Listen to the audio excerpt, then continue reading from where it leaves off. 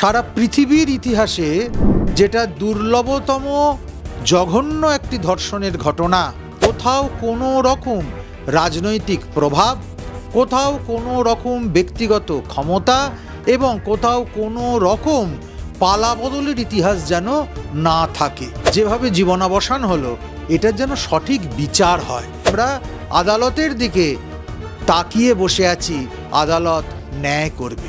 অভয়া justice পাক, সে ন্যায় এবং সত্যের দ্বারা পরিচালিত হয়ে এই রায়দান যেন ঘোষণা হয়।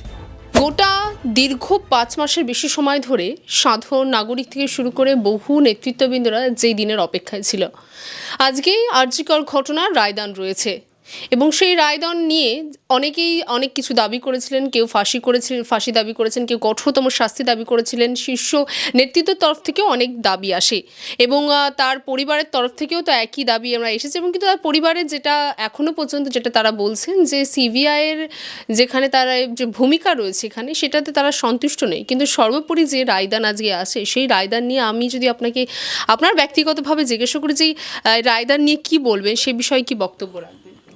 অভয়ের রায়দান নিয়ে একটা কথাই বলবো, যে রায় প্রকাশ পেতে চলেছে তা যেন ন্যায়সম্মত হয় এবং সারা পৃথিবীর ইতিহাসে যেটা দুর্লভতম জঘন্য একটি ধর্ষণের ঘটনা এবং এই রকম একটা অন্যায় যেখানে হয়ে গেল, কর্মরত অবস্থায় এক নার্সের যেভাবে জীবনাবসান হলো, এটার যেন সঠিক বিচার হয় এবং এই বিচারের মধ্যে কোথাও কোনো রকম রাজনৈতিক প্রভাব, কোথাও কোনো রকম ব্যক্তিগত ক্ষমতা এবং কোথাও কোনো রকম পালাবদলের ইতিহাস যেন না থাকে।